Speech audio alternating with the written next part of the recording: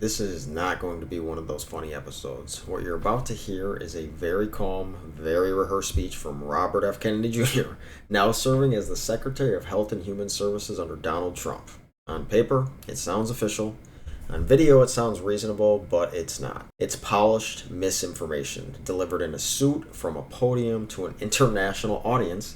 And the scary part is, if you didn't know the science, it might sound true.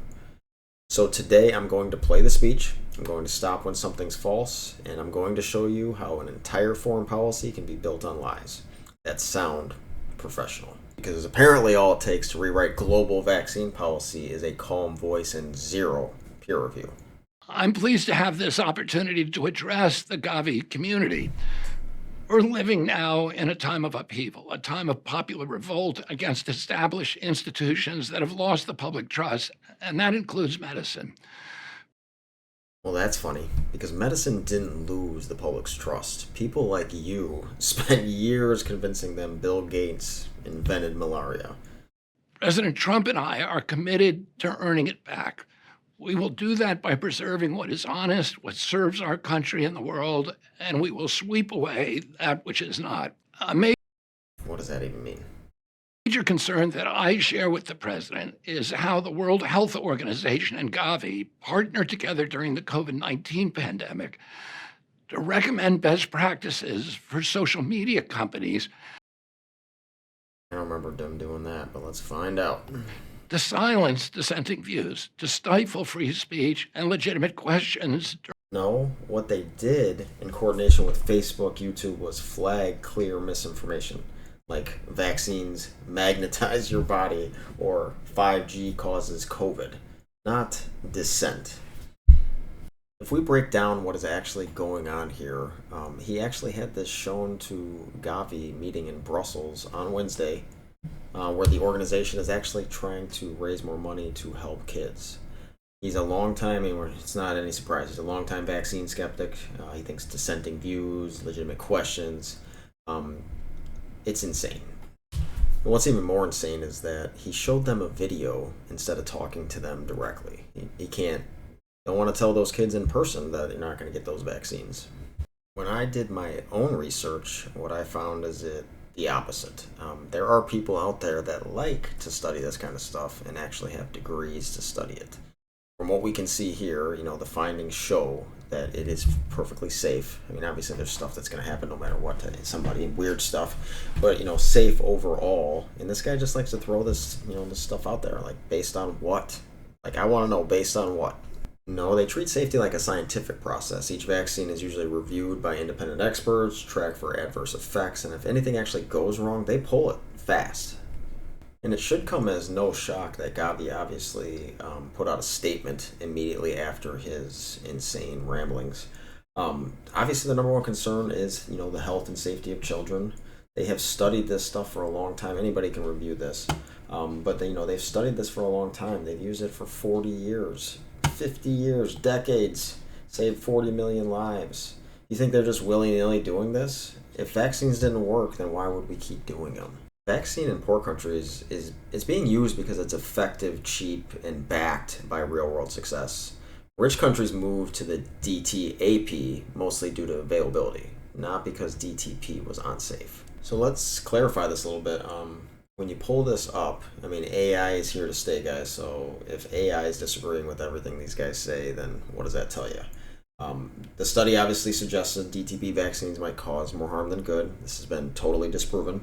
Subsequent research reaffirmed the safety. You can see it on the screen. It's not something I have to read to you. Public health organizations continue to recommend DTP vaccination for children. Let's get back to the nonsense. Gavi has nonetheless promoted the DTP vaccine heavily in developing countries. It's now the most popular vaccine in the world, despite compelling peer-reviewed research by eminent scientists associating it with very high increases in all-cause mortality among children. When the science was inconvenient, Gavi ignored. These words are so vague. They don't mean anything. Gavi's entire structure is based on science. The board includes WHO, UNICEF, Bill and Melinda Gates Foundation. Say what you want about Gates, but he doesn't make medical decisions. Scientists do. Ignored the science. I call on Gavi today to re-earn the public trust and to justify the $8 billion that America has provided in funding since 2001. And I'll tell you how to start taking vaccine safety seriously. Consider the best science available, even when the science contradicts established paradigms. Until that happens, the United States won't contribute more to Gavi. Who is deciding what the best science is available? It sounds like that's your job, Bobby. So, Bobby, if you don't know what the best science is, maybe you should just keep your mouth shut. And first of all, we gave that money, and Gavi used it to vaccinate 1.1 billion children. If RFK wants to consider science that contradicts paradigms, that's fine. Just make sure it's actual science, not rejected data from 1985. Define success not just in terms of the number of vaccines delivered, but on their rigorously measured overall impacts. Business as usual is over. Unaccountable and opaque. I will say it's over as usual. So we're going to make kids sick. We're going to forget the vaccines. Just do whatever. Policy making is over. I invite all of you to join us in a new era of evidence-based medicine, gold standard science, and integrity. Gold standard science? From a guy who said vaccines cause autism, Wi-Fi kills sperm, Bill Gates is creating a global ID tracking system. Thank you very much. Hard to listen to this guy. So here is the book if you want to check it out. I'm just going to pull some quotes from the book that are ridiculous so you guys know how much you'll learn, or probably won't learn anything. So first here, quote 1, Tony Fauci does not do public health. He is a business partner with Big Pharma. This is how you launch a conspiracy theory. Take a public servant with decades of experience, pretend he secretly owns Pfizer, and hope nobody checks your resources. There's no credible evidence supporting personal profit ties between Fauci and pharma companies. In another quote, in some African and Asian nations, Bill Gates has imposed a dystopian vision of top-down public health interventions. This is the part where RFK says Bill Gates personally imposed a dystopia with vaccines. Not dictators, not wars, vaccines. Gavi and Gates Foundation efforts are coordinated with local governments and WHO. No evidence of coercion or unapproved programs. Another quote, vaccines have been the central push in a global surveillance and control agenda. Ah yes, the 5G microchip GPS edition of the polio vaccine, brought to you by Celine.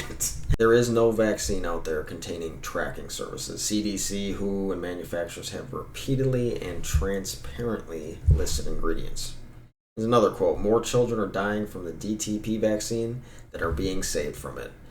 He says this like it's a hidden truth, but the study he's talking about was old, non-randomized, and debunked repeatedly. WHO, CDC, and every major health body still recommend DTP because it works. And I'm sure you guys see this little children's health defense little thing. Of course, you go look that up anywhere. Let's go to Wikipedia. First frickin' sentence. Is the group mainly known for anti-vaccine advocacy and one of the main sources of misinformation on vaccines. That's all I need to know, guys. We cannot let this guy decide who gets vaccinated, what our kids, what they get and what they don't get. So what? We're going to let Africa, they get to have the vaccine, but we don't. Our first documented death from measles was basically because we're doing shit like this. Well, we got to stop this. This is Lies of the Orange Era, man. So we're going to find out exactly what's going on with these people and why they're so insistent on convincing us of stuff that's just not true. I guess it's that they're thinking, like, if they can convince the whole world what they know in their heart ain't true, what, they got us by the balls? Or, like, what is the actual plan? I want to know what the plan is.